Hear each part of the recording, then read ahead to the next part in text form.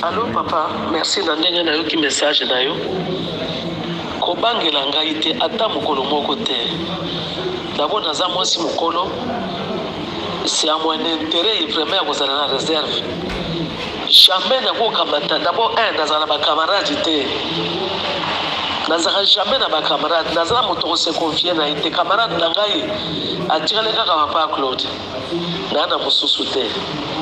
Na ile kutu ba wuti ba repérer auta ko bien ba repérer ba zumutuka ngo ba kenda ngo ba zumutuka ne wana ba kenda ngo atikana makolo azana difficulté makasi baso filer tous les jours mikolo nyonso azosala ba émission. C'est vrai tozana bobangi ata bukete bobangela biso te na yebike ba ennemi ba luka biso na ndenge tu soki lelo na yembaka nzembo wana babondelaka makasi babike tolongoli okikabilisme na yo te mais vu expérience na yo mosala yo oza kosala lokola chef azokende banzelaka sai wana sala mwa eloko na sala yango chef mpe na mona mpe ye te abenga mpe ngai te tosuka mpe kaka ndenge wana jamais nakoko changer nayebi so eloko moko papa. C'est à cause de Moselle Laurent Désiré Kabila. En tout cas, son avandi boye n'a pas kotika moi na été.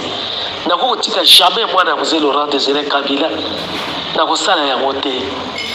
Et c'est vrai que ça a des difficultés makasi pour le moment. De tous autres travailler te, on y a gagné terrain. On dit que c'est bébé et nasa la dengue. Na wuti ko mbengana pe na seni le premier jour abengisi biso ba artiste nyonso tuto ka toyoka soki makamba calendrier et comme il y a koyemba moi on m'a carrément radié na kati ya liste ba chai ba artiste ba ponio ba pondaki ba yembi. Bref, j'ai dit je m'en fous. Et si quand on est à côté de biso soki vraiment en tout cas oya biso ko tia moto atia abangelo ko mongote. Mais ngai salaka confiance na ko loba di n'importe quoi te et naza mokolo na mwana mokete mais tozo mwana pasi ya kosakana to na ba difficulté bon papa atinda biso e pa Moïse a pas zo biso na téléphone te to yebisika to okende te shadari ka talaka ndenge azali azape na ba koamurier makasi na ba jeune ko tia songi il est un peu perdu aya pa rappel sou motuta mona ka motuta mona na rappel sou te e batutu moto na moto aza cheye moto na moto azela ka mokolo ka balo ale bato nyonso mona ba bibi moto akeni lipa bato nyonso yo yebika ya biso bakeni lipa bazali moto akima moto atrahisa tuka bazali te bato nyonso bazali bobino mo boko mona en tout cas so likambo salaka message problème za na yango te et oyo kulutu no aza mobundi amobundi makasi on a déjà tout fait tokomi na suka boye libongo ekomi pene bongo siko to ya kamata woto sopana te pas du tout bato wana pe bakolika pe biso te basa bato mabe baliaka bango moko bakopeseli mosala pe te bakozwa pe te bao bakende kuna pe tumona pe eloko basala te inga nazali artiste nakidolukaki gouverneur to ki ministre to nini je resterai toujours artiste mais jamais nakotrahir même si nayembi ça fait partie bien sûr de mon travail mais naza ya bango te. Merci papa. Nous sommes très contents. Je crois que ça sera un message pour ceux-là qui vous regardent à la maison. Peut-être que Bino Boza n'est pas pasteur. On a une église, c'est un Okoya.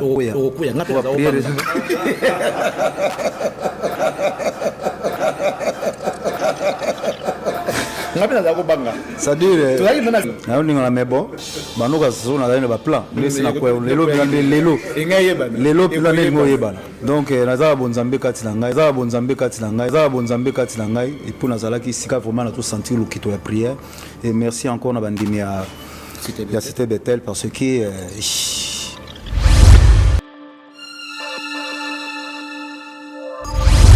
sait comment il va tracer un chemin pour sa vie. Il a déjà tracé un chemin pour sa vie. Donc nous sommes très heureux de le recevoir. Aujourd'hui, nous avons reçu un grand leader d'opinion, quelqu'un qui draine de foule, quelqu'un que la jeunesse écoute, que les vieux écoutent, que les enfants écoutent. Donc, c'est-à-dire si lui décide de venir dans l'église, ceux qui l'écoutent aussi se décideront de venir à l'église. Donc, c'est un geste très prophétique pour nous. Et nous bénissons les seigneurs pour sa présence dans la cité d'Éternel. Sur la possibilité, il faut être franc. Nous avons lingi bateau bami qui tissera que bateau bami tout mono. Na minute au faire la linga na bon. A soutenir bisoton pépé kala kufi. Ok. Tobeta en moins plus de 100 concerts na continaye. Na balinga ba kwele kiatro.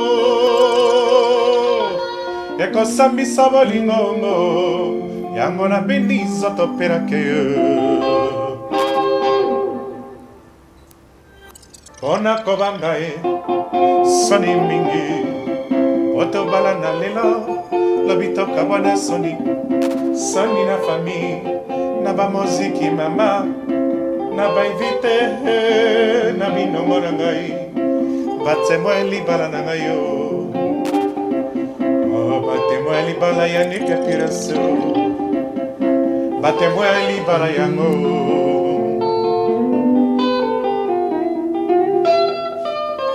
Polibala ezali tribunalete ezali mitema tosangisi différence yanga na Pepe Kale ezali Pepe Kale aza na trop de basse nga aza na un peu ya treble ezali moi kilo mais à mingi te voilà donc on appelle ça un secret vraiment oyo bato ebele bayebi te solo moyo quand même ngonga Pepe Kale na yanga na ba disque nyonso ya Pepe Kale au senti yango ezala moins léger yesu avant la kilo mingi donc ce qui fait que elobe kaboli nga na ye yango wana nayebi banzembo na ngai moko na Pepe Kale ezalaka na même voix eza na voix mosusu te nayebi banzembo ya Pepe Kale ezalaka na même voix eza na voix mosusu te nasalaka effort ya koyemba kwa Pepe Kale te molesili bandi ya sika ye mama nga nalala wapi ye molesili bandi ya sika ye mama nga nalala wapi ye mobali akende na poto nambona ta mokanda te mobali akende na poto nambona ta liloba te kaji nado yaka mama hey hey dado sanga dado yaka banana ndako balelio dado yaka awana lelio dado yaka baninga batuniyo baninga ndako bakoma kotuna ye yango papa kende wapi baninga kati bakoma kotuna ngai yango fachi beto kende wapi. Là on appelle les padres faire Richard de Poule na pisi mot de place azali faire alba na musu to kutene na ville et là ça na linga ye moi mingi musu to kutene na ville albinanga bia le seul deuxième voix on a vu que ça to kufa abinanga le seul deuxième voix to tikalinga na Congo ezayo na mapala to zala kapilo kola zandre ko banda kape ko kabana kana ndima nalinga mon amour Clara.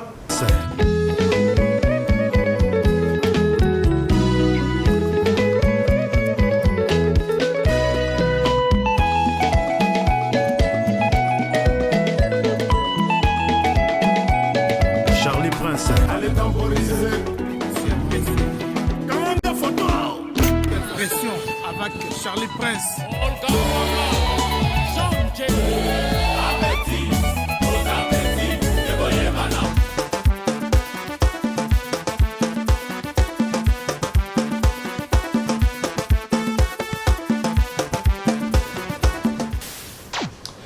Nous voici encore chez vous, mesdames et messieurs, après un long moment d'absence. Nous voici de retour. Impression saison 2, c'est aujourd'hui que nous la débutons. Alors, mesdames et messieurs, bienvenue à vous tous qui nous rejoignez à travers cette belle chaîne, la 10e rue. Nous vous rappelons que vous êtes en direct sur cette chaîne, évidemment, et que cette émission est produite depuis Kinshasa, la capitale de la République démocratique du Congo. La plus grande information, mesdames et messieurs, à notre possession, nous allons vous la livrer tout à l'heure. Un autre baobab de la musique congolaise vient de tomber. Le baobab est tombé, mesdames et messieurs. Lui, c'est elle, plutôt c'est Maman National, celle qu'on appelait affectueusement Maman National. Tchalamouana qui nous a quittés ce 10 décembre 2022. On rappelle tout de même que l'artiste est donc né le 13 mai 1958 à Lubumbashi. Elisabeth Tchalamouana qui désormais va nous regarder dans l'au-delà. Et aujourd'hui, nous avons la douleur de vous annoncer sa disparition. Après Verkis Kiamwangana, c'est donc le tour de Madame Elisabeth dit Tchalamouana qui nous a quittés le 10 décembre 2022. Au moment où nous parlons, son corps se trouve à la morgue en attendant le programme des obsèques. Le deuil se tient à sa résidence familiale. Là, nous sommes sur l'avenue au commandement. Ceux qui ont le temps peuvent passer pour assister la famille. L'ensemble de l'équipe de l'émission Impression et la 10e RI présente ses sincères condoléances à la famille biologique de l'artiste. Pourquoi pas présenter également ses condoléances à la famille musicale congolaise. Mesdames et messieurs, en rapport avec cette triste nouvelle, la 10e RI a observé quelques minutes pour vous informer de ce qu'a été cet artiste. Nous allons vous proposer ce dossier que notre rédaction a fait pour vous. Et après, nous allons vous proposer également l'extrait de son concert à Paris, ensemble avec ses artistes. Mesdames et messieurs, la douleur est immense. Les chagrins inondent nos cœurs. Je sais que vous aussi, là où vous êtes en train de pleurer cet artiste, Mamou National, qui a fait des chansons anthologiques, qui a pérennisé les Moutouachi. Aujourd'hui, le Moutouachi est chanté et dansé dans d'autres continents du monde. C'est grâce à cette dame qui a été également pionnière de la musique congolaise. Au moment où nous célébrons les 1 an depuis que la rumba s'est inscrite au patrimoine immatériel de l'humanité, voilà que ce baobab vient encore de tomber.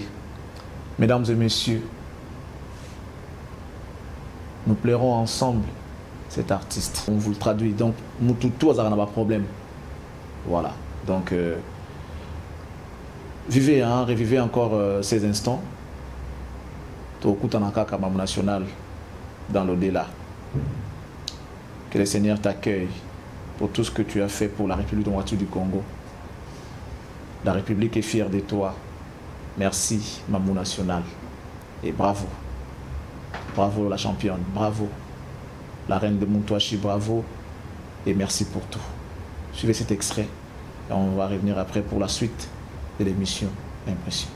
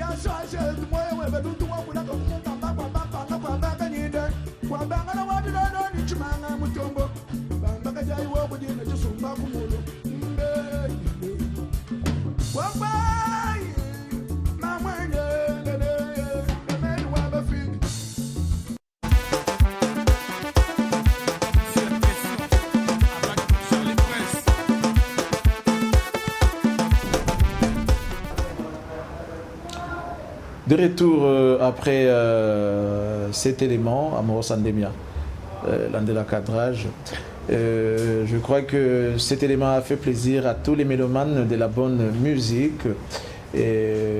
C'était Mamou National avec son groupe à Paris. Alors à présent, mesdames et messieurs, nous allons vous proposer l'extrait de cette interview que nous a accordé l'artiste et musicien Ferregola. Ferregola qui est arrivé ici à Kinshasa après ses longs moments d'absence au pays suite aux problèmes qu'il avait connus.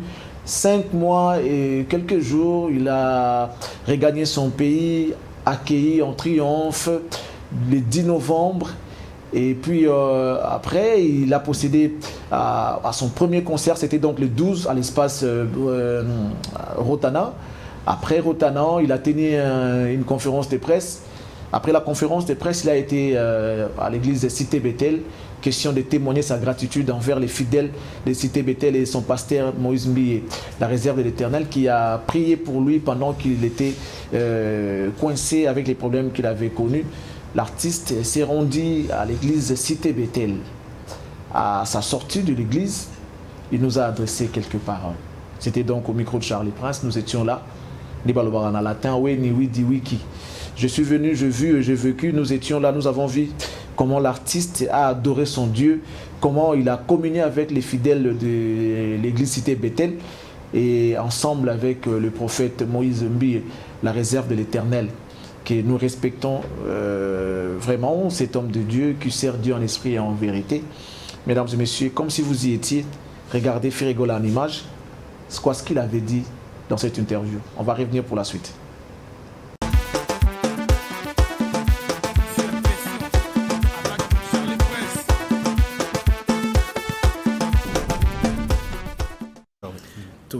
Tu es côté une église. En tout cas, sincèrement, pour dire vrai, on a la sûreté.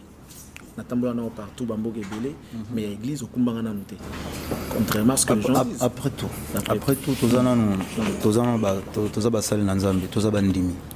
Et tous les autres, les nzoto. Mon étant au côté en église, il faut qu'on ait un costume, il y a des musiciens, tout ça, on a Libanda, tout est ressemble à nzambe. Et c'est très important. Souffle de vie au nzambe, pesibiso. Donc de temps en temps, il faut remercier le Seigneur. Il y en a qui sont na Cité Bethel, na commissaire na Nkolo, na retour na Marambo News na Uti Koleka. Il fallait remercier Nzambe, c'est très important. Non, ça n'a peut-être un libosote oya. Comme ça, on a été 3 fois. Déjà? Oui, on a été na garé voiture. Ok. Libanda. Na kohydro comme na yaka. On a été 3 fois déjà, pasteur azoté. Aïe baraté. Même ça, il pasteur tant au Koutanagi à Paris. Prédication moro ezalaka campagne moro, je pense ezalaka il y a 1 semaine ou 2 semaines. Nayaka. Siloé te boy. Ezara Siloé. Ezali Siloé. Nayaka. Nandoka ma bondeli. Ezali omoni lelo tout le monde a pasteur rebelle. Moni moto azo sambela nzambe na ndenge ya bosolo et mona na misu. Pasteur azolo ba elo moko ngana loba elo moko moto solo ba yeba kai tant moni oyeba ba vrai na ba faux, il y a des vrais et des vrais faux. Et so ngana yo sambela pas pasteur Moïse parce que nazako na santara o izakati nae. Yangana etinda ngai vraiment na etinda ki ngai pe na ya ko sambela parce que nazo mona vraiment ki kati nae eza ya bosolo. Non, église ezana lelo na lobité ezate que no ezali église tant on est sur na bondela. Et puis, c'est très important. Il faut remercier le Seigneur, c'est très important. Cadeau, il y a Bible. Cadeau, il y a Bible. Louis II. Surtout Louis II. Louis II, tout le monde a Mataï, tout le monde a Lucas. Tout le monde a Lucas, tout ça. Donc, Louis II, c'est vraiment, vraiment important. Et puis, la Bible, dans la normalité, la Bible, Louis Sengo. Et ça, vraiment très important. Les lots batuming, comment collecter on a bango kaka na téléphone. Et quand on a le balanzambe, je pense que c'est vraiment très capital. Il y a Bosolo ya kati ya Nzambe ezali très très important. Et cadeau oyo ezali cadeau moko, je pense je vais bien garder ça et je pense mes enfants aussi. Na roté ya bango lisusu parce que cause na Bible, je pense que mes enfants aussi c'est important. On va vous prendre beaucoup de temps, l'artiste. Nous sommes très contents. Je crois que ça sera un message pour ceux-là qui vous regardent à la maison. Peut-être que Bino Boza, pasteur. On a une église,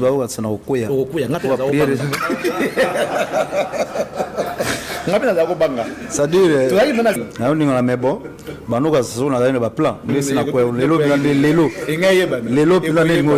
donc nazala bonzambe kati na ngai et pour nazala ki sika vraiment na to sentir le kito ya prière et merci encore na bandimi ya Cité Bethel parce que prière on a moni lelo en tout cas vraiment je pense que semaine prochaine fona ça la jeune.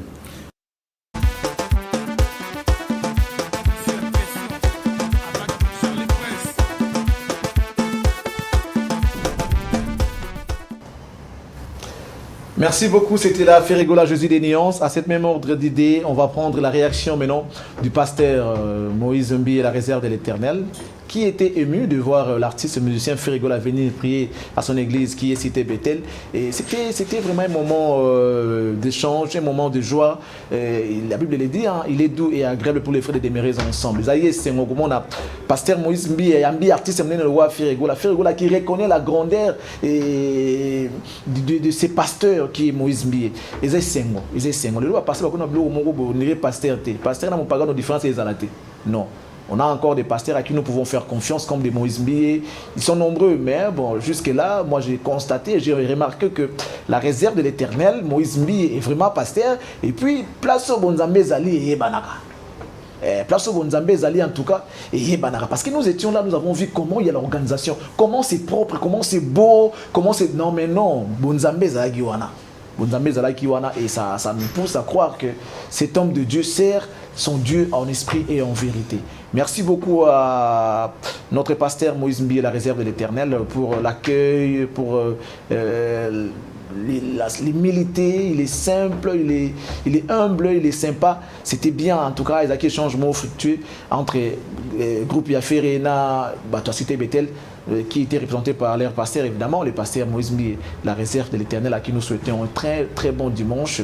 C'est vrai, tout le cas, tout ça peut réaction par rapport à la disparition, il y a Mamou National, parce qu'il n'y a pas à Moyembi. Avant, comme un pasteur, tu es dans nous chantre. Et aujourd'hui, l'une de l'air nous a quittés. Quelle est sa réaction à Rolobanini? Est-ce qu'il y a Mamou National personnellement? Parce qu'il y a la hypocrite.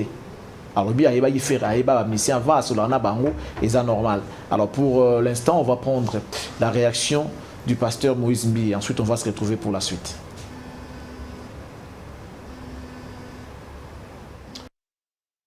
Mesdames et messieurs, après on va se retrouver pour la suite. Cette fois-là, ça sera avec des invités qui seront déjà avec nous. Fiston Panzou, si on peut déjà voir les images de Moïse Mbi et après on va recevoir le premier plateau.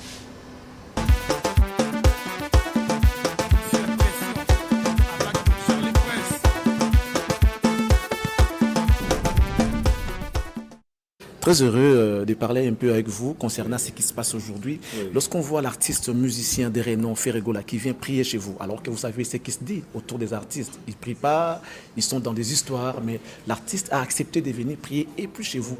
Comment ça vous fait? Quelle est votre impression? Non, on bénit le Seigneur pour lui, pour sa vie, pour tout ce qui se fait autour de lui. Et, vous savez, à un moment, on n'est pas dans qui prie, qui ne prie pas. Je pense que Dieu regarde dans le cœur. C'est ce que la Bible dit. L'homme regarde à ce qui frappe le regard, mais l'Éternel regarde les cœurs. C'est l'Éternel qui connaît son cœur. Nous, tout ce qui réjouit notre cœur est qu'il reconnaît le Seigneur Jésus-Christ comme Seigneur et Sauveur. Et puis le reste, c'est Dieu qui sait comment il va tracer un chemin pour sa vie. Il a déjà tracé un chemin pour sa vie. Alors nous sommes très heureux de le recevoir.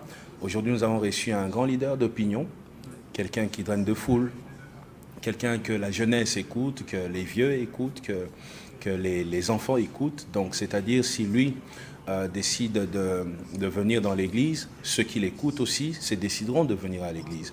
Donc, c'est un geste très prophétique pour nous.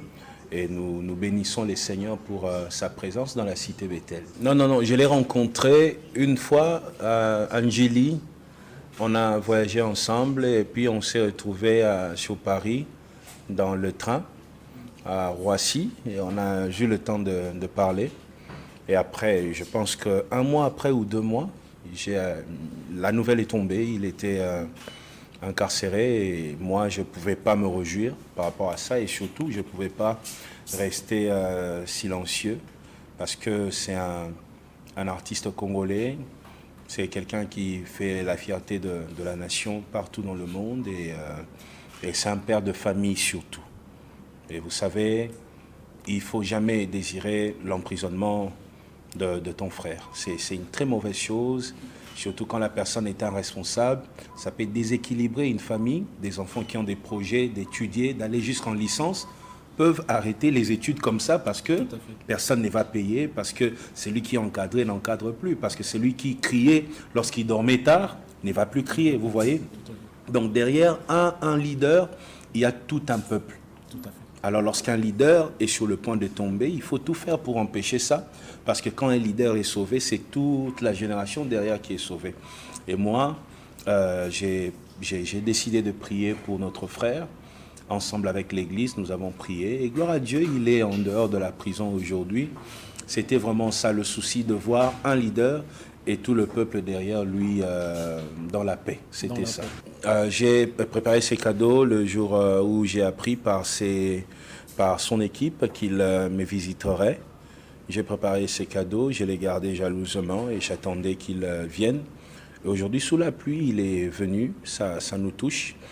Pour nous, c'est une manière de lui dire que nous l'aimons, que nous croyons en sa destinée. J'ai eu le temps de parler avec lui, il m'a relaté les songes qu'il fait souvent. Je suis surpris de l'entendre dire qu'il voit des anges. Moi, je pensais qu'il verrait des démons. Des démons, oui.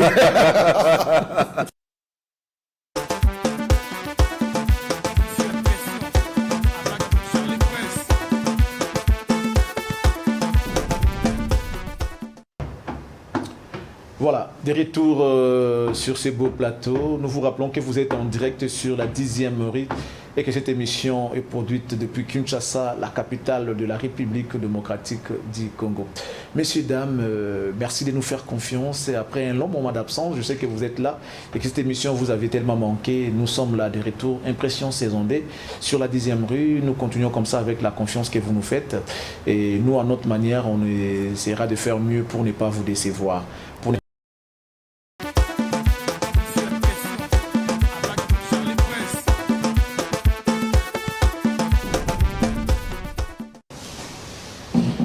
De retour sur ces plateaux, mesdames et messieurs, merci beaucoup. C'était là donc Héritier Watanabe qui annonce son concert pour le 25 décembre prochain.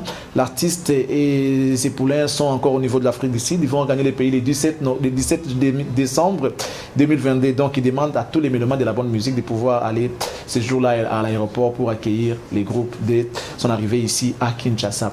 Je rappelle pour ceux qui viennent nous prendre en cours que nous vous annonçons la disparition depuis le 10 décembre de l'artiste Elisabeth Tchalamwana dit Mamou National qui nous a quittés. Il est né le 13 mai 1958 à Lubumbashi. L'artiste vient de rendre l'âme, c'était donc suite à une maladie, donc elle n'est plus Tchalamwana. Merci pour tout ce que tu as fait. Le Congo se souviendra toujours de tes œuvres. Vous allez vous souvenir de la célèbre chanson Malou et il y en a plein. Cet artiste a fait aussi de la rumba. Aujourd'hui, nous célébrons le 1e anniversaire de la rumba depuis qu'elle est inscrite au patrimoine immatériel de l'humanité. Alors que ces pionniers commencent à partir. Juste après Verkis, c'est Mamou National qui nous quitte.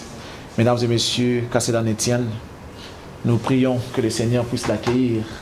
Et nous qui sommes restés, nous continuons le travail parce que nous sommes dans le champ de bataille un soldat qui tombe, les restes doivent continuer la bataille parce que Etumba la vessie la ka mukolo mutu ati mutu na se pona yesi tout ce en vie il faut continuer kubunda pona lokumu ya Congo et surtout na période oyo mboka eza agressé na domaine na autre au évoluaka il faut ça le meilleur de toi pour que le pays puisse se libérer entre les mains de ces voyous qui nous embêtent jour et nuit. À présent, mesdames et messieurs, le premier invité dans cette émission, il s'agit du dauphin de Pépé Calé. Vous savez, je sais que beaucoup qui nous suivent en ce net moment, ils ont aimé la voix de l'éléphant d'Afrique, hein, l'éléphant d'Afrique qui était Pépé Calé en pagne d'heureuse mémoire. Mais il est parti, certes, mais il n'est pas parti parce que sa voix continue à exister à travers son dauphin qui est Bia Chante. Bia, un chanteur très expérimenté, un chanteur de talent, un chanteur de charme qui nous fait revivre encore ces merveilles du passé. Donc la voix de l'éléphant d'Afrique qui était Pépé Calé. Mesdames et messieurs, ce qui me reste, c'est de m'élever pour rendre honneur à cet artiste qui n'est pas moindre. À tout Seigneur, tout honneur. Mesdames et messieurs, nous les recevons pour lui et pour l'éléphant d'Afrique. Cher papa, chère maman, vous qui nous suivez de partout, restez attentifs. Parce que cet artiste n'est pas moindre. Franchement, je sais que Pépé Calé vous manque tellement. Mais vous pouvez également enlever ces soucis à travers cet artiste que nous recevons tout à l'heure.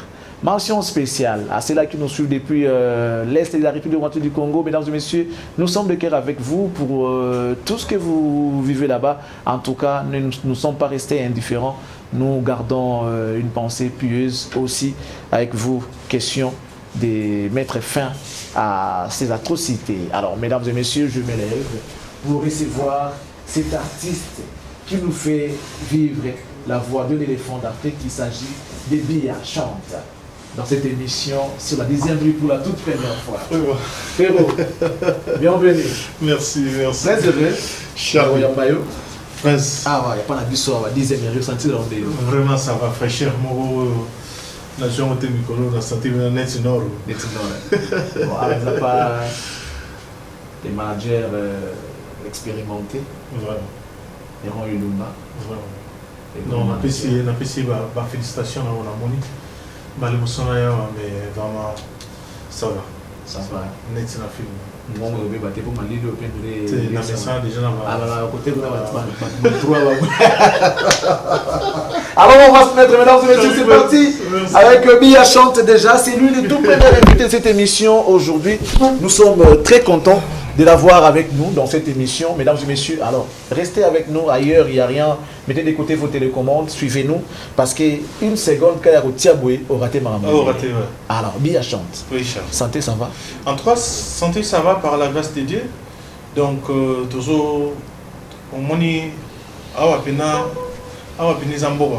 Et pena il pas na biso. Pas na biso. C'est-à-dire, il pas na bino. Même au Sangelo, il y a na 12 heures. Oui, qui na soir pena avant boula la père na mois d'Amas. Donc, au changement de réalité za bongo, ce qui fait qu'il faut mettre ça na jambo. Donc, awa beneza ils a wakoto. Mais au Mouké, ça va. Oui, na sali déjà 5 mois en Nazokende. Ouais, donc ils a pas biso. Maintenant, toujours 5 mois, mais on dirait que tu as lobby. Alors ça c'est très bien. Non. Alors, triste nouvelle, la disparition de Maman National. Vraiment. On pose dans les lois pour la Maman National.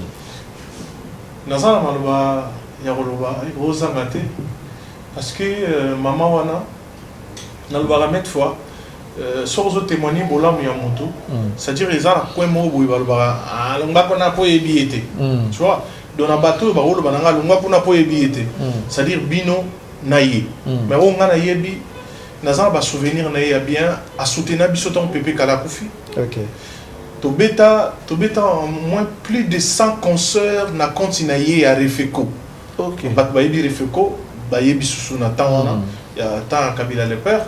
Donc Tobeta après ça biso vraiment un concert na combo ya Pépé Calé.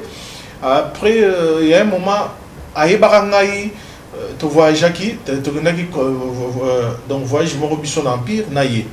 Et ça dit que Pépé Kala Zobela ache jipo yaki nango atemi na sima podium certes chala yaki na retard na ba mission na kati ya mwa mini bismo ayoki voix Pepe Kale zoyima na podium ayebika ke ndeko na ye déjà zoyima ba otem sa voiture na simana boy akuti Pepe Kale va na ye lekile mba matum Pepe Kale monsieur maneni na oki zoyima na podium mais on va Pepe habiter ngate moi na ngai bi quoi mais ça va no bongo ba mata na podium on ça je sais pas on dit ba landi bon na simaro ba mata on aya ya manga on va souvenir na zana pas donc naza vraiment moko na mona moi ba merveille ya maman wana si to beta na pe concert ngai vient sonner Adolphe Dominguez et ça rend à terrain municipal je pense na banda l'autre terrain banda l'on a municipal to beta même wana to imara jouer à musée donc naza ba souvenir na bien naza sermo vraiment maman mo bien na garder ba souvenir ni o wana na zala na. C'est un plaisir, ba souvenir, que de souvenirs. Mais kozanga batuloko la bango eza pasi kozanga batuloko la bango eza pasi moni biso baleki ya lelo tozo tikala au lieu to landa exemple ya bango de babeta musique biso tokomi koluka ko créer musique na biso mo boya bo jeunesse ce qui fait que tokomo bungisa lignée oyo fala ki musique na biso ezala.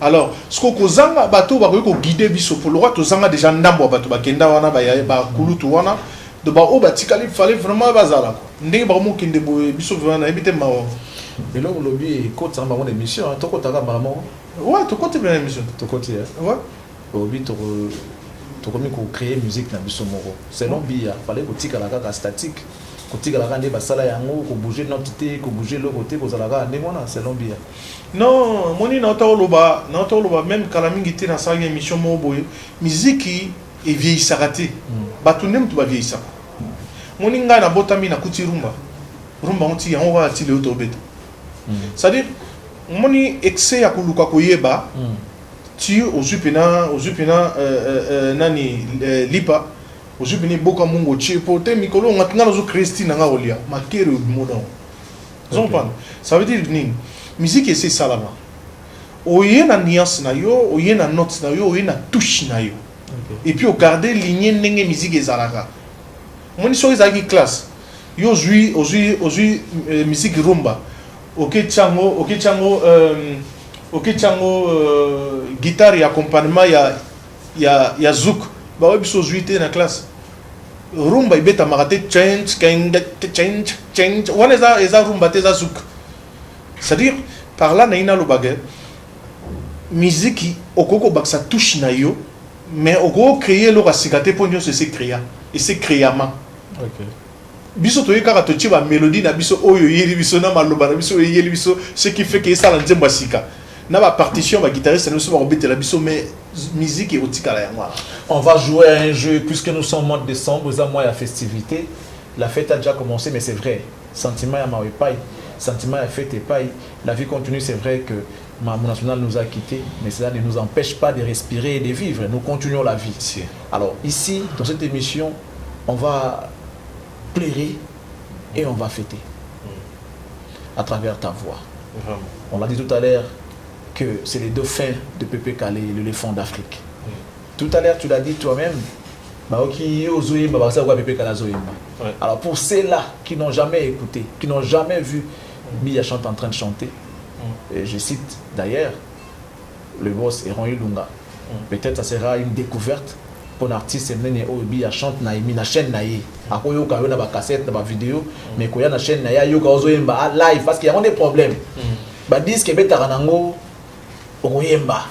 Mais yemba na live pour bandi mayo. C'est ça la différence. Beaucoup d'artistes a dans studio danger et comme si on nzembo na yo moko yemba on a live boy comme compliqué. Mais non signaler ka na baksana moi li lobolobi na pona bato peut-être mbali bosoba iba monanga to ba ibanga. Fait ngana yembi banzembo ebele na Pepe Kale. Mais je vais pas na souligner un mingi epé sa papa na faute. Parce que yende papa na yende azaki patron orchestre. Mais ma bemo ezaki na empire bakuba bo sala nzembo boye moi na ba clip bozate. OK. Alors ce que batwaye baka batu na clip. Na clip. Voilà. Neti ngai moi punition nzamba pesanga na mokili ya kokumba mongongo Pepe Kale. C'est-à-dire ce que punition wana so na clip sous tchenga te monite que na komi pini fois 2. C'est-à-dire, on a sali, bateau, Pépé Calé. Voilà. On soupe même, mon président. Ce qui n'a yembi, est-ce que moi, ils étaient. Ma place nga na yembi o la sanga o la sanga la singi o la sanga atanga ga siki après ayako sala ngona na yani o ya suka o to sala gi metro tara ou mesuta ke na baxika lo basiko batubira bazara besoin on va écouter on va commencer avec la chanson Toyo Kanine pour commencer. Ouais, tout ça t'as moi Johnny hein. Johnny. Monsieur, pour votre plaisir, on suit l'extrait de cette chanson Johnny à travers cette belle voix des billes à chanter pour le plaisir de tous les mélomanes de la bonne musique. Alingaka boyete Mwana mama Johnny ya mama Asagisaka mibali tena molingo Oko sani sabato Johnny ya mama Soki na bolingo bakwele kiatro Eko sambisa bolingo mo Yango na benizo topera ke Pona kobanga Soni mingi Poto bala na lelo Lobito kabwana soni Soni na fami Na ba moziki mama na ba invite na binongo na ngai batemo libala na ngai yo batemo libala ya nike piraso batemo libala yango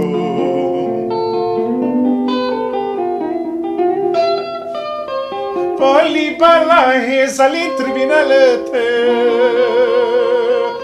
ezali mitema tosangisi yo tous à la famille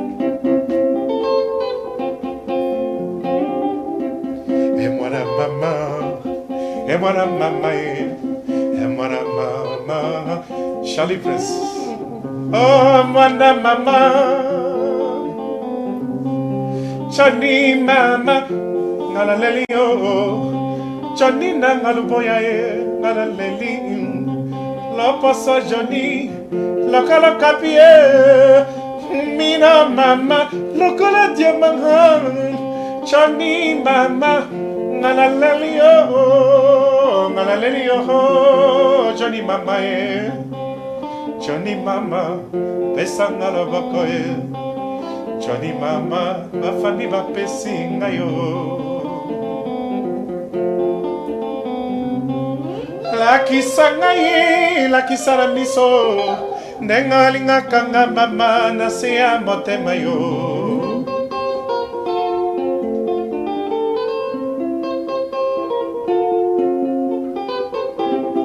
Amani sangaye mani sapalele Tasoya balinga na mezire yangai na yo yo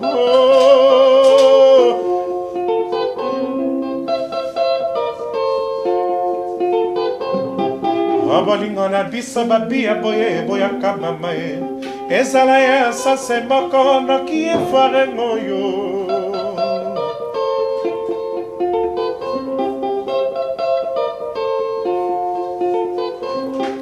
sangisa mama na boye yango ekomi bitoto honga na boyo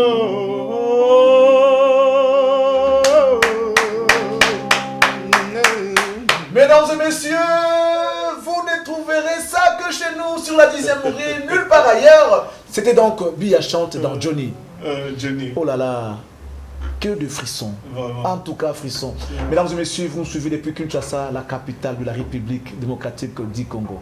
Nous avons reçu pour vous cet excellent chanteur au nom de Bia chante, la voix de Pépé Calé, le dauphin de l'éléphant d'Afrique qui était Yapanya chante. Alors, bien, et ça, n'a évité, n'a aucun moment, ça n'a aucun lili, tant zoïmba, n'a aucun frisson.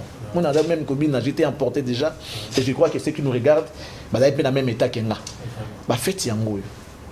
On avait l'habitude de voir l'éléphant par-ci, par-là, chez les présidents, Mboka Misusu, de la place Misusu, Namboka, tout ça, ça là. Mais n'a évité. Et comme il a rayonné à travers ta voix, parce que il était aimé du public. Il y a camarade qui ont biso, batu balinga makasi, mais les locaux ils ont porté combo wana, ils ont pérennisé œuvre ya sala. Contact na batu le qui ça batu qui ça dans ndenge. Toi on a qui ça pas na biso. Merci Frangé. La question tu n'as et touché en fait. La question simple mais il va le dire mon thème. En fait, problème, il y a biso africain pour ne pas dire congolais. Problème, biso africain, tout ce qui est comme les passés. Dans les oubliettes. Ouais, tout beau, ça n'a rien. Mais au moins, on a mon oiseau, on a pénal, on a pépé calé. Tu vois, donc, tout ça, on a du mal. Mon topena avant d'abouiller, patron ou avant de vraiment les lopes, on a eu pépé calé. Pour le grand monde, on a dit, il y a un orchestre, on a un instrument, bêta pénal. C'est-à-dire, mutazoli nga pepe kali ma nga pepe kali na cassette. OK. Ali nga pepe kali na maluba. Ali nga pepe kali te oyo atiki mwana na yemo propre. Atiki mwana na yemo propre oyo ayembi pe wanzembo bino bozao kanisa pepe kali. Bondo kanisa yemo papa, mais mwana musko azali. C'est-à-dire bato nyo sope ba yebi na ba bosana nga. Dieu merci, le long a passé dans l'émission na yo. C'est-à-dire bato bazalaki na besoin pepe kali. Tant sous au la musique bango idée il y a solo bien une photo soutenir mais ba oyo pe bazali na idée wana te c'est-à-dire des fois ngo ya mwana o nazolo bagay c'est-à-dire ba roza la pe na bonne foi wana ya ko sunga kombo pepe kale li monter dans nzoto bia mais c'est-à-dire na ba témoin qui longo ko ta vraiment dit à quoi est-ce que les ateliers va que photocopier originalité ba on bazoli na photocopie te balingi peut-être original non omoni tout le monde bon peut-être mi bali mutu wa rosa bongo mais tout le monde a ba maman roboti que na l'histoire na moko et puis tout le monde bien parce que même à cette époque-là pendant qu'il était en vie on est Koyemba mais oui on peut photocopier parce que tu chantais déjà avec lui en fait Pepe Kale yemora do lo bananga boyi ngaka basele vina ba imiter nga ça dit lo ba imiter nga chanteur ba ko imiter li susute na Congo azate. Je ne sais pas pourquoi il disait ça, mais abano le baloro la yé.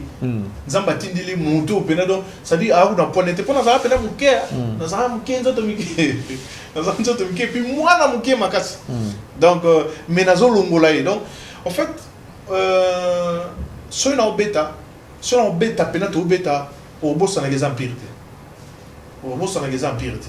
Na yebi ba j'ai tout ya papa pour ngana za osala ngona papa c'est pas que ngana jukuri ya papa na musika nazali musicien na ye na mwavana za la mwana ne ya ndako ça dit nazali musicien na yembi na ba disque na ye ça dit muto ya lingaki empire ba ko ba po ba émission bele ba bazo tuna nga vraiment botiki empire boye te botiki empire te botiki ndenga botiki ngande bo identité botiki ngai pas ça dit na ro wele na moto empire te na peut c'est exemple mo boye moto alingaka ya na nga Juna Mombafu. Juna Mombafu a eu chance ya ko Pepe Kala komisa ki e Juna Mombafu. Soka abwaki aya amama mutu to ebi que c'est Juna Mombafu.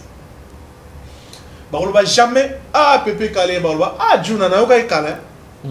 Ça dit même vieux texte président texte soka ye boyema la pesia matemana nga papira zakala ya motona mai chérie qui c'est muto va jamais Pepe Kale papi texte parce que azana identité na mais pourtant ngai nde punition nzamba pesanga que so na yembi ole baloba biye baloba Pepe Kale donc ça dit tant ba oti empire tant ba négliger empire ba négliger ndenga mais est-ce que ça la père mo regretter identité wana oui parce que mutu yango tous les chanteurs congolais balingaki tous les papas nyoso babeta cravate le roi balingaka tous les jeunes nyoso surtout balingaka ba comme ba grand chanteur bazoré comme modèle mais ce que moi na yé moko oyo zo sala makamuneti yé c'est-à-dire azar parmi ba fruit oyo ba bali ko sentir té exacté parce que pose vraiment mon réticent parce que la musique peut faire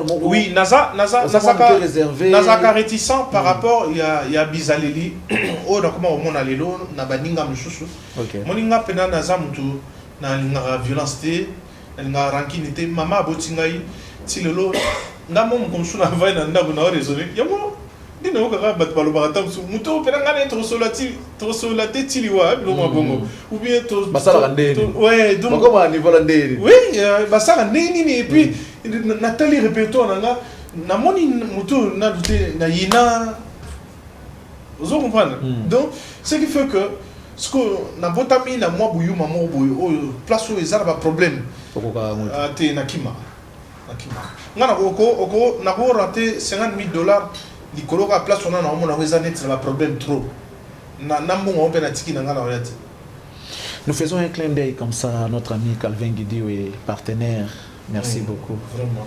Calvin Guidiwe, partenaire. Que des souvenirs. Ouais. On comprend, hein? Calvin Guidiwe. Aïe, Calvin Guidiwe. Danger. Salut à toi. Un grand merci également à M. Ladim Fumo qui nous suit depuis la Belgique. Nous disons un grand bonjour également à M. Bobo Batombo depuis l'Angleterre en train de nous suivre. Sans oublier Myriam Matondo. Oui, bien sûr, Bayom Bependa. Makedika. Myriam Matondo. Voilà, Makedika. On va aller. Oui. Tout à l'heure, au Biké, il m'a pépé Kalimingi. Badim Boumou et Belé. Batim, tu as mon tour, Zali. On en a mon amour. Badim, on a eu mal à Kalé. Oui. Kobandaka album bonne année. On s'en a déjà. Ah, sur les 5 ans. Oh, ils ont dévolé. Ok. En deuxième. Remix. Remix, oh, il y a autre image. Ok, tu vas fondre la ok. Ouais, bah, samouraï, il y a ninja. Avant, on ninja. Ok. Tu as tout même. Bonio, Baradi Paralysé, Babengala, Bamayazando. Bandara pere ok. Voilà. Donc album wana ndi na banda wana. Ba deuxième voix nyo surtout ya banze monyo sona ngai. Ah bon? Oui. Teyoko ya na otola ta ba ninja. Ba deuxième voix nyo surtout ozoka net voix pepe kale doublé. Ngai. On vie kala sala. Ha mini mama sukando kyo. Ngana ke Marie-Celle nakomi bololo Otamai nakomi ngayo zaki kolela butu na moi. Donc ngana osabade ya osala basolo voka. Mais ce que so yoki yango na nzembo oyoka neti ondire ka vie mutaime pe koto yimbi koto. Bon nzembo ya malchance. Ayo. Ah, Pinos. Na yeba bablo wana. Ye moko to yo. Non, pas koto le so ye mauvais. Ngai ka ba cœur. Yo kana ba cœur kaka, li des ayi moko. C'est-à-dire na pire bakuba. Yo ba bengi yo ka kolela bana. Ezala raté. Te kuneza ati. Kuneza yo ka kolela nga pepe kale. Vieux texte fait tango yo su yo ka kolela nga moko ba texte. Il me fait tango yo gozo yo ka kolela nga ya José. Donc biso ta ok bandene moi. Moi mon ketu na ngana mta animation alors potana. Ouais, moi début à Pinos. Ça fait moi plaisir. OK, to gena Pinos. Mesdames et messieurs, ça c'est pour vous. Rien que pour vous. Mami Myriam Matondo. Ah, tu zogi na chela. Pinose kaboya nanga. Akanga mwasi na yo chéri na kolela e. Zonga na kosila zoto. Bandinga bakokende bafeti babale na babale kai moko na vandi na ndako atari doko to basokolango talaka libongo na konaki pona koki mamonge soka nde libongo oyo ezindisaka babwato ngayo nakosila nzoto Pinose ngayo kabuya nanga Yakanga mwasi na yo chéri na kolela e Sanga papa ya banana ngai ngana lelio Ei pase siliko sila na yo ngana lelio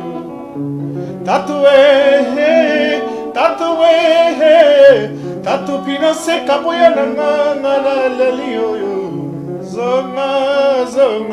Zonga na kosila nzoto yo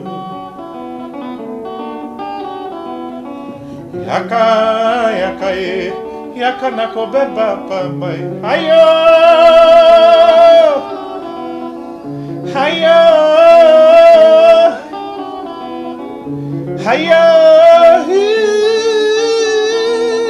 Molangi vandali pili misolo esilaka te tala basundali ngai ye na pina sekabuya songa papa ya bana na ngangalelelio hei ndako ekomi monene nga moko malelelio atuye tatuye.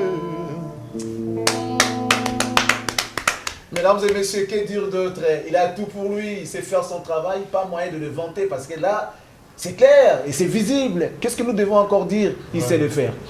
Mais, généralement, dans le Congo, nous devons quand même interpeller les mentales des gens. Tout ça perdre ma valeur. Relève et zélogo ya mutouya na kati ya mboka. Balobi jeunesse et avenir ya lobby. Boni siko batu wala kilo bazali susute. Bolingi ba jeune ngo bazala te. Banani ba kokumbela mboka. Neti lelo boye. Mungongo oyo eza mungongo oyo fo to batela. Ba espèce rare to na kati mboka na biso yango oyo. Mungongo pepe kale eza te muto aza nango lelo eza ye. O to benga ba espèce rare. Vous qui n'avez dispersion. Voilà. Musique et baby di kola balingi ba tomber na facile balingi difficulté te oyo sala ki ba perfectionner ça na bango ba komika vraiment musique ya mwana mais non attendez musique ya boye ba classique oyo to yoka ezo bercer yo za na problème oyo ki mungongo yo et soulager yo et l'équipe même les autres benga ba cantique ono gospel ba mingongo yo sozo yoka mo ba ndimo msu ya gospel et consoler te aussi consolation na mungongo yo. L'éléphant d'Afrique savait le faire. Et il était prévoyant. Atike Libiso, Moana. Qui a vu les fils, a vu le père. J'interpelle les mécènes congolais. Les gens qui ont des moyens. Monsieur Héron Ilunga, qui est le big manager, qui est notre directeur général, c'est lui-même les promoteurs de cette chaîne, les visionnaires, par le truchement de M. Dieudonné Masunda, comme il a dit ce message, pas mon condike, bah voix oyo, ils ont bloqué photo batté, la to bomba yango bien, nous salé ça la magia. Bah faites yango yo. Banzembo mboka sala makaota msusu no à l'occasion de logo mobo ya mboka mais mungongo za kosala lead yango evandela kanzembo yango yo oza soka vandi boye bile boya botaka likolo na yezo ba maka vanda munda mais franchement congolais réveillons-nous bia en fait congolais na muto azana 6e makazi te alingani bato baganga kandi trop congolais lingaba ngana danger après te oka mais quand tu viens d'où voilà on dirait que on a tout ça et tout. Oh là là. Alors on va évoluer. En dehors de ça, c'est vrai, tu portes la voix de notre éléphant à nous, mais vous avez un projet na yo. Si un projet zali. Est-ce que na projet on attend on moye bango, oye banga na mungongo, to zapi na mungongo no mongo ba yebi na noté. Bon, je sais pas. Toto betali sulawa. Ngana imita Pepe Kalete. Différence il y a ngana Pepe Kalete zali. Pepe Kalete a trop de basses. Ngana zana na un peu il y a treble. Treble zali. Moi kilo mais amingité. Voilà. Voilà. Donc on appelle ça un secret vraiment où batebele va éviter. Sur le mot quand même mon Pepe Kalete na ngana ba disque nyo sur Pepe Kalete au sentir il y a des armoires légers. Yeso avant kilo mingi. Donc ce qui fait que il y a kaboli ngana ya ngwana. Na yembi banzimu na ngai moko na Pepe Kalete. Ils ont la même voix, ils ont la voix soutien. Les Mbi Banzembo, il y a Pepe Kalete, ils ont la même voix, ils ont la voix soutien. Nasa ka fort le roi Pepe Kalete, nasa ka fort kanayi mbaye tombarande batunde balobi nanga ke oyimba kwaye. Mais ça ndeko no artiste yemba pe avoye belete. Siko yo sala bonté. Ndeko na yo fait rigolo la boyemba na epé. Après tomber tel sur la projet na bino importe pas bazo benga ngama trop. Ils sont na fait rigolo là. Il y a yemba rapidement faut voir Pepe Kalete. Mais ça chanteur à première voix mais non en fait net ngani na za. Ngana mo bimela ona kina na se déguiser na bandingi mo to ndimata. Il y a un dans autre tourna. Mais quand c'est déguisé ça yoté. Quand c'est déguisé zali il faut tika la kana ki yo na wata ka mo secondaire ko ya kaka voilà au toucher au tiki. Na kana ka sel bon moyo. Na ka sel bon nango na sali moi bor mo di do yo go ezo mi makalate. Yo sali on. Na mabala to sala kapilo kola. Zandwe ko banda kape ko kabana kana ndima. Nalinga mon amour Clara. Ah bon? Oh, ouais, polyvalent. Oh. Ok, non, là-bas. Motema montoninga nsena makanisi mezengoi ngana mpesaki ya bolingo ozongiselinga bokono susi kitoko nezaleli na yo etindaki nga napesa La jatas. mokolo yango baboti bangai bayi ozalaki te nzoko bimaki na ye libonza na ngai atalo montema molingaka boye te natindeli yo liloba moko ya mawa réponse te esprit na yo échangé trop tard mais je t'y ai pas tu lo sambo comme on a yo na monoko et si la terre salut très bien salut ça y est mon bien style place à la parole personne ne n'a psycho on se voit donc na c'est déguisara fort. Ok. Ouais. Mais alors, papa yo na bangili waye babo mangali kolona yo mokolo ngana koko fa chérie batangila nkombo na yo maladie ekosila papa na weye mokobo banga pamalele mamilele wana mpoi akimama Vandangue. Vandangue, non. Ah, non, Vandangue. Mais non, mais franchement, ça révolte. Il y a un moment où il y a des quoi. Parce qu'il y a des choses, au moins, il y a malamu yango bakoli nga sala mabe. Pona nini? Je sais pas. Malamu yango yo, mais bon nga sala mabe pourquoi? Ah ça c'est les Congo hein. Mais c'est pas. Ça dit nga roya na concert na fête na yo. Est-ce que tu vois vraiment bon mon beauté il y avait Joski. Vous entendez bien avec Joski Bimio. Tu vois que mon beauté. Donc je ne suis pas là pour interpréter à toi, mais ça dit na ça mon tout plaisir. Oui, c'est na comme à peu près place où il y a lingaki. Mais caché na là on a yemba depuis. Mais est-ce que bien Mabé zate pour oumer pe na poto ningo kina vana poto. Oui, c'est vrai na salita parce que moi mon pays pour ça absolument Mabé parce qu'il fallait que vana noa. Et là on appelle les padres faire recherche de poule na piscine pour de place à Zali. Faire alba na musu to kutene na ville. Et là ça na linga ye moi mingi. Musu to kutene na ville albi nanga bia. Le seul deuxième voix, on a vu que ça te coufa. Abi nanga le seul deuxième voix to tikalni na Congo zayo. C'est-à-dire makamusu suba batora ba faire recherche de poule bazoyeba. Mais le public indem taza ignorant en fait. OK. Oui, Ferry, il m'a dit ça. Que les seuls deuxième voix to tikali na yezayo. Mokena no vana na poto vraiment ça on peut ça na kana mo sanat. Mais ngai na soutenir. Bi à part de zone na qui ça nga na soutenir. Alors, tout est en solo pays à projet. Total a un concert à faire à Rotana le 12. Vous savez tu la limite est aux awa tous en côté mais na cactus qu'on a tous en on pourra peut-être mixer ça na réseaux sociaux mais tout à l'heure nous on a fait un concert on a des bossa qui sont avion c'était très bien mais après Sengaki s'il y avait moyen bossa la featuring on a atteint autour d'une seule chanson il y en a fait et personnellement PBL je sais que peut avoir Guillaume lors du qu'on a fait avec yo et na évité beaucoup mieux wapi na projet on a fait beaucoup tani vos secondes niveau en fait naturellement il est pas de lobby nangaye azawate azampe na poto mais on dit premier ali na minute on a possibilité faut être franc nzamba lingi bato ba mikiti sa ke bato ba mitombola na minute on faire linga na mbongo faire abo réaliser choix ya bato OK kengai ngai osenga fona ki n'est pas son excellence Yannick Pirens na qui n'est pas Calvin Guidiwe na qui n'est pas maman Clémentine Chibola matmonet pesanga moi ata moi 2000 on a que futa na studio moni ils ont attend faire la route nous sommes maman que futa na studio to bandi ça dit na tikeli charge pour ils appellent charge n'angate ils appellent bosenga ka yangate c'est-à-dire bosenga ya bateau biso to sala musala nde bazo senga ke ngana faire tout ça la Satan. Est-ce qu'on peut pas communiquer dans ce sens?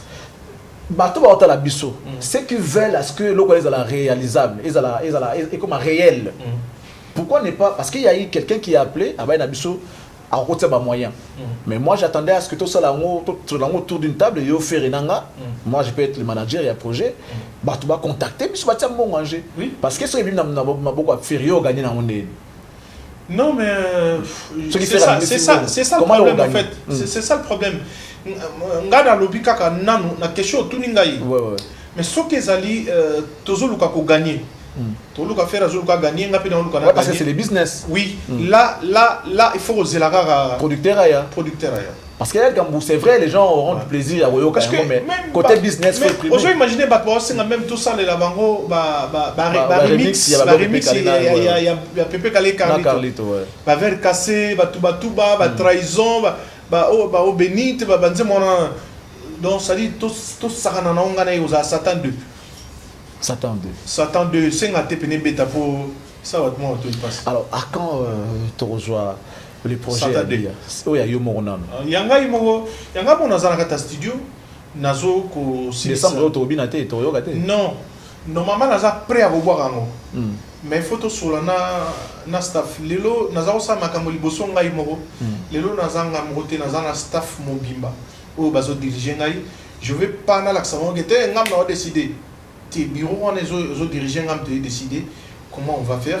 Plus na idée na ngai pe no ni na ko linga totali yango bo naza vraiment pembeni ya prêt ya koboka déjà lo mais na ebi lo mo bo mo kina zo zela pour na boire ngo soki na jongo moi va la na fin décembre na boire déjà. On va faire plaisir à ceux-là qui nous regardent de partout. Nous vous rappelons, mesdames et messieurs, que vous êtes en direct sur la 10e rue et que cette émission est produite depuis Kinshasa, la capitale de la République démocratique du Congo. On va y revenir. Pour l'instant, nous profitons pour dire un grand bonjour à messieurs Toussaint, les patrons de M4 commercial Nakatia Istanbul, agence sûre ou fiable. Son routine de Istanbul et à Angola, Toya Kinshasa, pensez dans M4 commercial. Il y a président Toussaint qui est notre frère. Je pense également à mon partenaire Pepe Mbongo Maboko Bank, Moriloubi, toujours encore et encore. Donc merci beaucoup à vous. Merci à monsieur Costa Couler pour les soutiens indéfectibles à Charlie Prince. Et merci pour tout ce que tu fais. Alors on va revenir sur les projets d'albums, les titres d'albums, les ancêtres. Les ancêtres. Pourquoi on est ancêtre? Parce que. Bon, ça, ils ont acquis Simbalamon. Quand non. Tu dis ancêtre, on est aucune dans la spiritualité. Non. Même Jésus-Christ, il fait partie de l'ancêtre. Ah, il y a eu à côté de Jésus, tout à côté de. Tu sais, à côté des ancêtres. On a toujours ça. Non, Satan 2 ali bombe il y a voix dans la affaire et au sala bombe yo dio ya Carlito. Tout ça ba dio mingité o leka dio ya Pepe Kalina Carlito. OK. Si on a une affaire et tout ça moi mo que force on a côté ko yemba ya obimisa la bango Satan 2. D'abord grand chanteur. Je sais pas. Mais en tout cas tout ça moi il était Boza grand chanteur ou pas? Je sais pas, public yo un grand chanteur ou pas? Non, je vais pas même se la péter. Yo, aux grand chanteur ou pas? Tu portes l'identité de Pepe Kalé. Comment tu peux pas savoir si tu es grand ou pas? Tu es grand chanteur ou pas? Si Moussa la musique n'a bien tu es grand chanteur ou pas? Si, je le suis. Ferré grand chanteur? Oh, oui, ça. Alors on va détendre l'atmosphère pour prendre, je sais pas, cette fois c'est au Kadim. Moi d'Adogo. OK. Pour le plaisir, mesdames et messieurs de Yawili Moucheni, Code Mondial. Mais ngaboro na pessiongo et pas ya yemo moto ya Yamboko. Je suis des nuances. T moto ya Yambo pela numéro 1 à Congo. Yambo la biso. Son excellence monsieur Antoine Tshisekedi Félix Mukwantombolo. Fatime.